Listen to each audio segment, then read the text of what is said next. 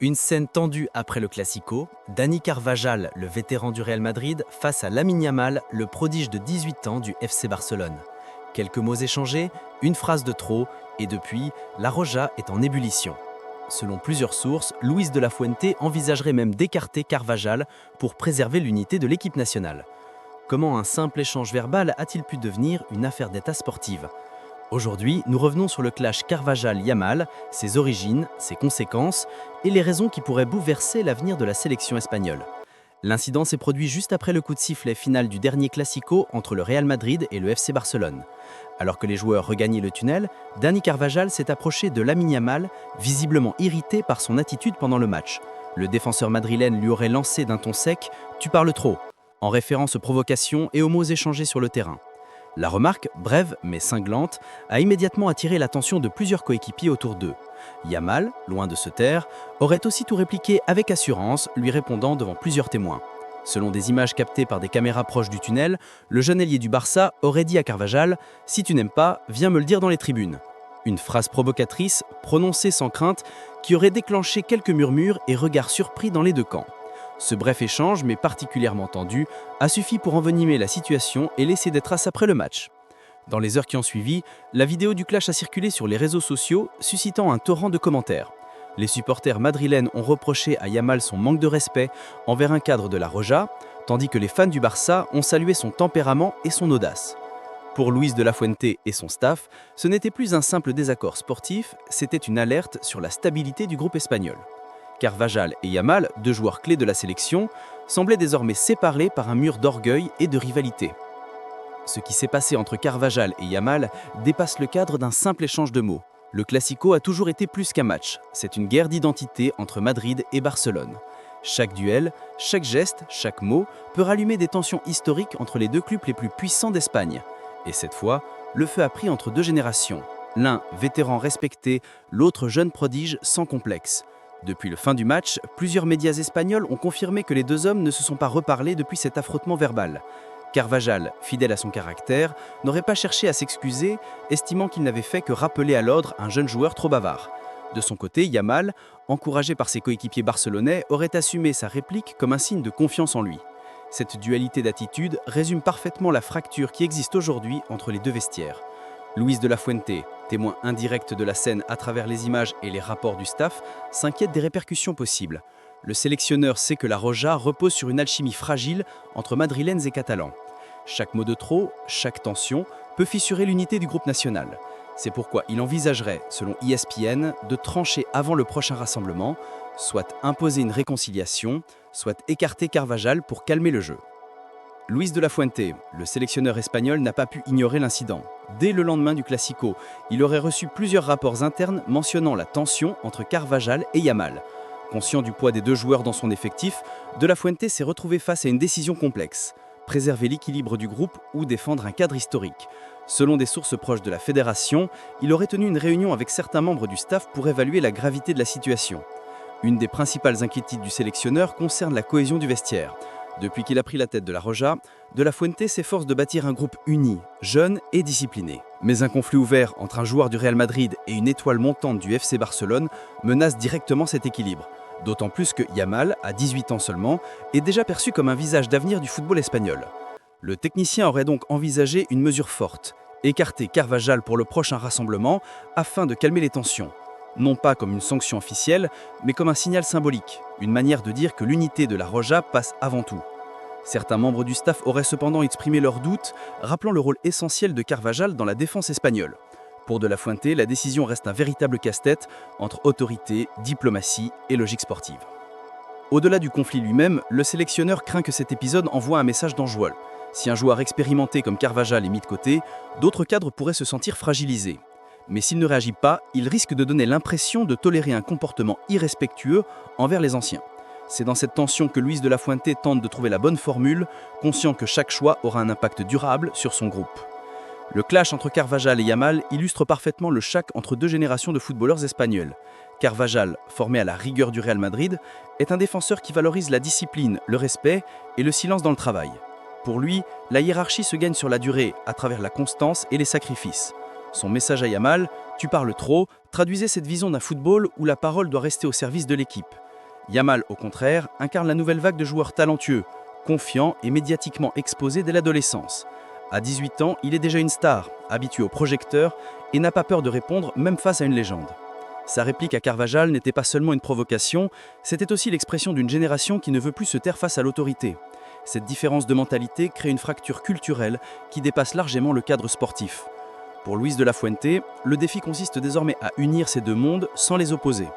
Il doit faire comprendre aux plus jeunes l'importance du respect des anciens tout en valorisant la fraîcheur et la créativité qu'ils apportent. Le dialogue entre Carvajal et Yamal pourrait devenir, s'il est bien géré, une opportunité de rapprochement. Mais si les égos restent fermés, cette tension pourrait laisser une cicatrice durable au sein de la Roja. Enfin, ce conflit rappelle une réalité du football moderne. L'expérience et le talent ne suffisent plus à garantir la cohésion. Les vestiaires se construisent désormais autour de la communication, du respect mutuel et de la gestion émotionnelle. C'est sur ce terrain invisible que De la Fuente devra jouer son meilleur match. Car si le Classico a opposé deux clubs, l'après-match, lui, oppose deux époques du football espagnol. Depuis l'incident du Classico, l'ambiance dans le vestiaire espagnol est devenue plus fragile. Plusieurs joueurs, témoins du clash entre Carvajal et Yamal, auraient pris position, parfois sans même le vouloir. Les uns estiment que Carvajal, en tant que vétéran, avait raison de rappeler à l'ordre le jeune ailier. Les autres pensent au contraire que Yamal a simplement défendu sa dignité face à une attitude trop autoritaire. Selon les informations relayées par des sources proches de la sélection, des discussions animées auraient eu lieu entre joueurs madrilènes et catalans lors du dernier rassemblement. Des regards froids, des échanges discrets, mais une tension bien réelle, perceptible même pendant les séances d'entraînement. Luis de la Fuente et son staff auraient tenté d'apaiser l'atmosphère en multipliant les réunions et les activités collectives. Mais malgré ces efforts, la fracture semblait toujours présente. La situation est d'autant plus complexe que Carvajal reste un cadre respecté du vestiaire. Son expérience, ses titres et sa rigueur lui donnent un poids considérable auprès des plus anciens. Mais cette autorité naturelle peut aussi être perçue comme oppressante pour la jeune génération, notamment pour les joueurs issus du FC Barcelone. Yamal, soutenu par ses coéquipiers Pedri, Balde et Cubarsí, bénéficie lui d'une aura grandissante, presque intouchable médiatiquement. Ce climat de méfiance met la Roja dans une position inconfortable. Chaque erreur, chaque geste, chaque regard est désormais interprété à travers le prisme de cette rivalité. Pour De la Fuente, le risque est clair. Si la tension perdure, l'Espagne pourrait perdre son unité, pilier essentiel de ses succès passés. Et dans un groupe en pleine reconstruction, la moindre division peut coûter cher. Au sein de la Roja, deux pôles d'influence se sont formés de manière subtile mais visible. D'un côté, les joueurs du Real Madrid, habitués à la rigueur, au silence et au travail discret. De l'autre, les jeunes du FC Barcelone, plus expressifs, confiants et proches de Yamal sur le plan émotionnel. Cette opposition ne se traduit pas encore en conflit ouvert, mais elle influence déjà la dynamique interne de l'équipe. Pour Luis de la Fuente, il s'agit d'un équilibre à préserver coûte que coûte. Le sélectionneur a bâti sa réputation sur la discipline et la solidarité. Il sait que l'Espagne ne peut pas revivre les querelles internes qui avaient fragilisé la sélection après 2014. En écartant temporairement Carvajal, il enverrait un message clair. Personne n'est au-dessus du collectif, pas même les cadres les plus expérimentés. Mais cette décision serait lourde de conséquences. Carvajal, véritable pilier défensif, incarne la stabilité et la compétitivité du football espagnol. Le privé de sélection reviendrait à se priver d'un leader sur le terrain et dans le vestiaire. Certains observateurs redoutent déjà que ce choix ne soit perçu comme une victoire du clan barcelonais au détriment du mérite sportif. Dans le fond, la question dépasse les personnes. Elle touche à la manière dont la Roja veut se construire. Faut-il privilégier la jeunesse et le renouveau, ou préserver l'expérience et l'autorité ? Le cas Carvajal-Yamal symbolise ce dilemme profond, entre continuité et modernité, entre respect et liberté d'expression. Et tant que la ligne de fracture ne sera pas refermée, l'unité espagnole restera fragile. L'affaire Carvajal-Yamal a rapidement quitté le terrain sportif pour envahir la sphère médiatique. Les chaînes de télévision et les émissions de débat ont multiplié les analyses, chacun y allant de sa propre interprétation. Du côté madrilène, la presse défend Carvajal, le décrivant comme un joueur exemplaire qui a simplement voulu rappeler les règles du respect. Les journaux catalans, eux, présentent Yamal comme une victime de la dureté verbale d'un cadre madrilène frustré. Les réseaux sociaux ont amplifié la polémique. Des milliers de vidéos, extraits et ralentis circulent, chacun essayant de lire sur la lèvre des joueurs pour confirmer les mots qu'échangés. Les hashtags Team Yamal et Respect Carvajal ont envahi X, anciennement Twitter, créant un véritable clivage numérique. La polarisation entre supporters du Real Madrid et du FC Barcelone a atteint un niveau rarement observé depuis plusieurs années. Certains observateurs reprochent aux médias d'alimenter inutilement une tension qui aurait pu être résolue en interne. Mais dans un pays où le football est une passion nationale, chaque incident prend la dimension d'un drame collectif. Luis de la Fuente, qui prône la discrétion et le respect des vestiaires, se retrouve ainsi exposé malgré lui. Son silence, pourtant stratégique, est interprété tour à tour comme un signe de faiblesse ou de calcul politique.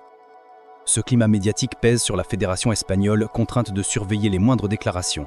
Un mot mal interprété, une phrase déplacée, et l'incendie repart.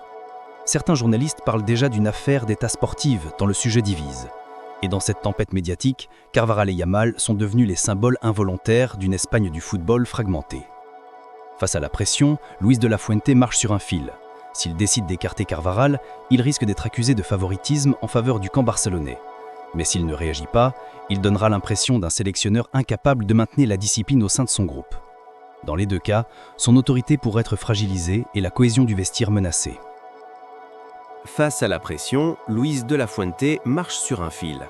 S'il décide d'écarter Carvajal, il risque d'être accusé de favoritisme en faveur du camp barcelonais.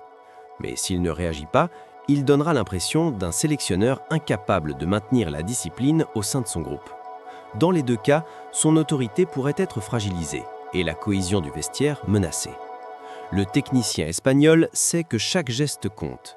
Depuis qu'il dirige la Roja, il a bâti son image sur la proximité humaine et la gestion du collectif. Mais l'incident Carvajal-Yamal met à l'épreuve cette philosophie. C'est désormais moins une question de tactique qu'une question de leadership et de psychologie de groupe. En interne, certaines voix plaident pour une médiation plutôt qu'une sanction. Des cadres du vestiaire auraient proposé une discussion à huis clos entre les deux joueurs, sous la supervision du staff. L'objectif serait de désamorcer le conflit sans exposer davantage l'équipe à la pression médiatique. Cependant, rien ne garantit que Carvajal et Yamal soient prêts à tourner la page si vite. Pour De la Fuente, cette affaire est un test grandeur nature. Sa capacité à gérer ce type de crise déterminera sa légitimité auprès de ses joueurs comme auprès du public. Il sait qu'en Espagne, la moindre erreur peut être amplifiée, commentée et retournée contre lui. Et à quelques mois des prochaines compétitions internationales, il ne peut se permettre la moindre fissure dans son groupe. Ce ne serait pas la première fois qu'un sélectionneur espagnol est confronté à une crise interne. En 2008, Luis Aragonès avait déjà dû gérer un vestiaire divisé entre madrilènes et catalans avant l'Euro. Sa solution fut radicale. Il privilégia les joueurs les plus unis, quitte à écarter certains cadres prestigieux. Ce choix, audacieux mais cohérent, avait fini par créer un groupe solide et victorieux. Plus récemment, Vicente del Bosco avait lui aussi dû arbitrer des conflits de vestiaire après certains classicos particulièrement houleux. Il avait alors joué la carte de la diplomatie, imposant le respect mutuel sous peine d'exclusion immédiate. Cette fermeté avait permis à la Roja de rester performante malgré les rivalités entre le Real Madrid et Barcelone. Luis de la Fuente pourrait bien s'inspirer de cette même ligne de conduite. Les grands succès espagnols ont toujours reposé sur un équilibre fragile entre talent et personnalité forte. Des joueurs comme Ramos, Puyol ou Xavi ont su à leur époque transcender leurs différences pour le bien commun. Mais sans ces figures médiatrices, le vestiaire espagnol semble aujourd'hui plus vulnérable face aux tensions de club. Le cas Carvajal-Yamal met crûment en lumière cette absence de leader naturel dans la génération actuelle. Certains analystes estiment que De la Fuente devra peut-être sacrifier l'un des deux pour rétablir la sérénité. D'autres pensent au contraire qu'il doit miser sur le dialogue et la maturité des deux protagonistes. Mais une chose est sûre, son choix deviendra un précédent. Et il sera observé de près car il pourrait redéfinir les rapports de force au sein de la Roja pour les années à venir. L'affaire Carvajal-Yamal dépasse le simple cadre d'un incident de vestiaire. Elle symbolise un tournant générationnel dans le football espagnol. La passation de pouvoir entre l'expérience et la jeunesse. Carvajal, à 35 ans, reste un modèle de professionnalisme, mais son autorité naturelle peut être perçue désormais comme rigide. Yamal, à 18 ans, incarne la fraîcheur et la modernité, mais il doit encore apprendre à canaliser sa fougue. Pour Luis de la Fuente, cette situation représente un véritable test de leadership. S'il parvient à transformer ce conflit en leçon collective, il renforcera son image d'entraîneur juste et rassembleur. Mais s'il échoue, il risque de créer une fracture durable entre deux générations de joueurs. Et dans un football espagnol déjà en quête de repères, une telle division serait catastrophique à l'approche des grands tournois. Pour Carvajal, cette affaire pourrait précipiter la fin de sa carrière internationale.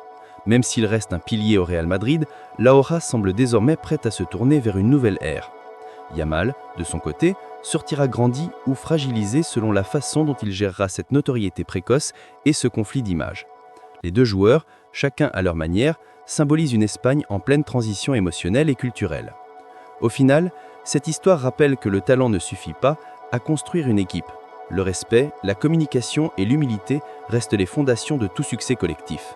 Luis de la Fuente le sait, pour gagner, il faut d'abord réconcilier. Et dans ce classico prolongé au sein de la Roja, la vraie victoire ne se jouera pas sur le terrain, mais dans le cœur du vestiaire espagnol.